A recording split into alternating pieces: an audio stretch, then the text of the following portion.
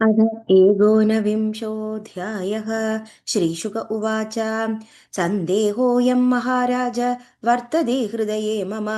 मायामध्ये वर्तमानः स कथं निःस्पृहो भवेत्। शास्त्रज्ञानं च सम्प्राप्य नित्यानित्यविचारणं त्यजदेन मनोमोहं स कथं मुच्यते नरः।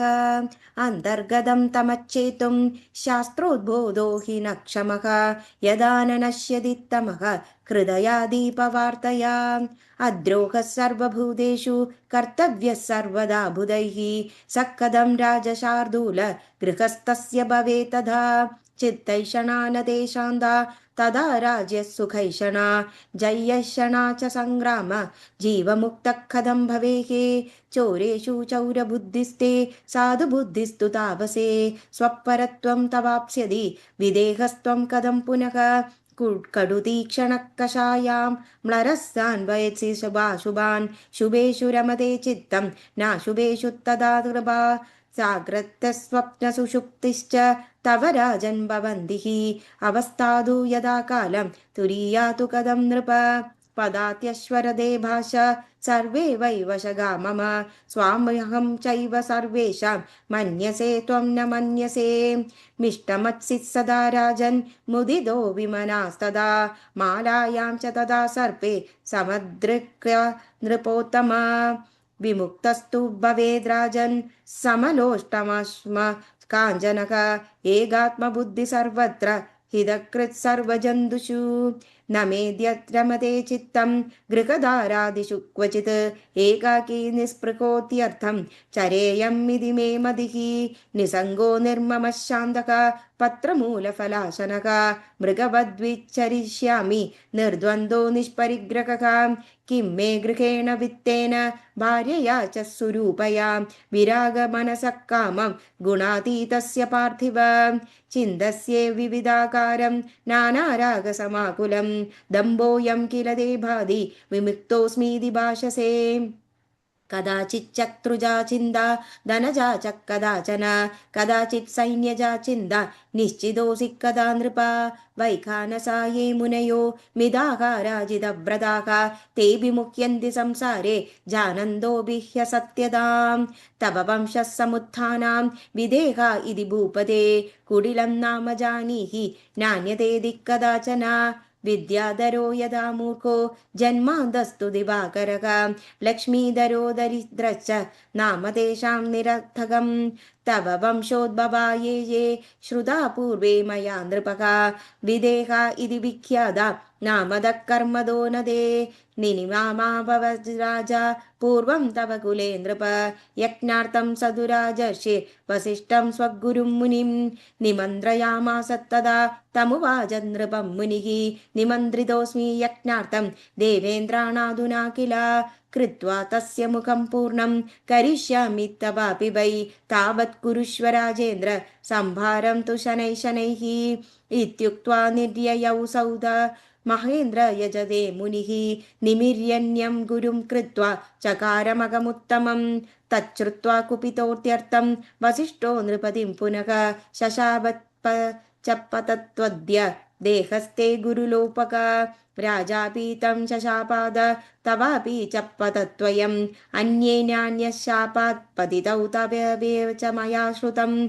विदेहेन च राजेन्द्र कथं शक्तो गुरुस्वयं। विनोद इव मे चित्ते विवादी नृपसत्तम। जनक उवाच सत्यमुक्तं दया नात्र मिथ्या किञ्चिदिदं मदं। तदा विशृणु विप्रेन्द्र गुरुत्तमः सुपूजितः। पितुः सङ्गं परित्यज्य त्वं वनं गन्तुमिच्छसि। मृगैः सह सुसम्बन्धो भविता तेन संशयः। महाभूतानि सर्वत्र निसङ्गः क्व भविष्यसि। आहारार्थं सदा चिन्ता निश्चिन्दस्या कथं मुने। दण्डाजिनः कृता चिन्ता यदा तव वनेऽपि च। तदैव राज्यचिन्ता मे चिन्तयानस्य वा न वा।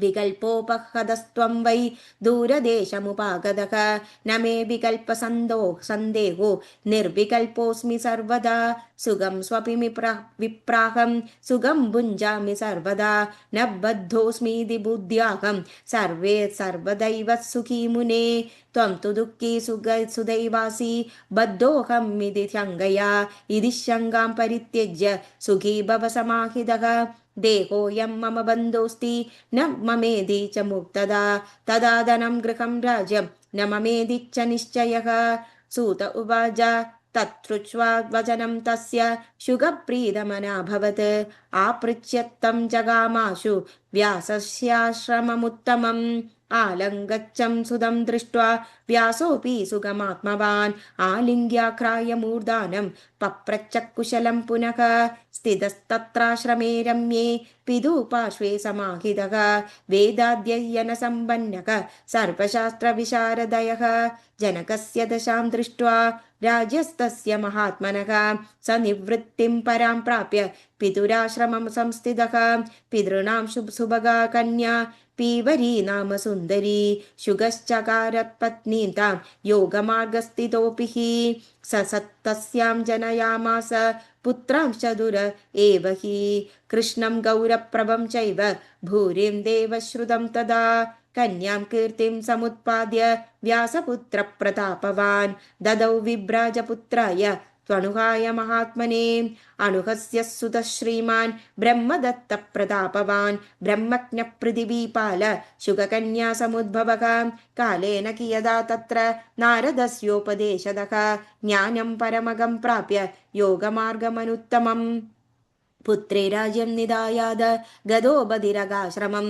मायाबीजोपदेशेन तस्य ज्ञानं निरर्गलं नारदस्य प्रसादेन ज्ञातं सद्यो विमुक्तिदं कैलासशिखरे रम्ये त्यक्ते सङ्गं पितुर्षुगः ध्यानमास्थाय विपुल स्थितसङ्गपराङ्मुखः उत्पपादगिरे शृङ्गात् सिद्धिं च परमाङ्गदः आकाशगो महातेज विरराजय्यदारभिः गिरे शृङ्गं द्विधा जातं शुगस्योत्पतने तदा उत्पादा बहवो जादा शुगश्चाकाशगो भवत् अन्तरीक्षे यदा वायुः स्तूयमानः सुरर्षिभिः तेजसाति विराजन् वै द्वितीय इव भास्करः व्यासस्तु विरहाक्रान्तः क्रन्दन् पुत्रेदि चास्य कृत् गिरिशृङ्गे गतस्तत्र शुको यत्र स्थितोऽभवत् क्रन्दमानं तदा दीनं व्यासं मत्वा श्रमाकुलं सर्वभूतगतसाक्षी प्रतिशब्दमदात् तदा तत्राद्याभिः गिरिशृङ्गे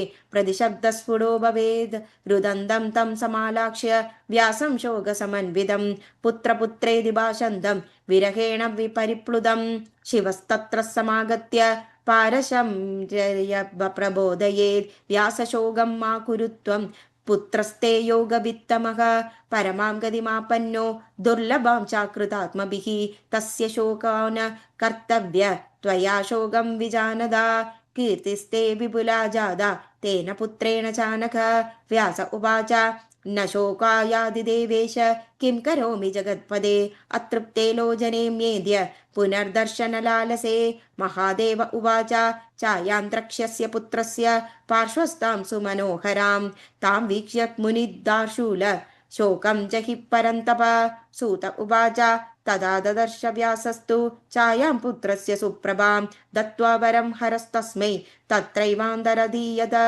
अन्तर्हिते महादेवे व्यासस्वाश्रममभ्यगात् शुकस्य विरगोहेणापि तप्तः परमदुःखितः इति श्रीदेवी भागवते प्रथमस्कन्धे एकोनविंशोऽध्यायः। Thank you.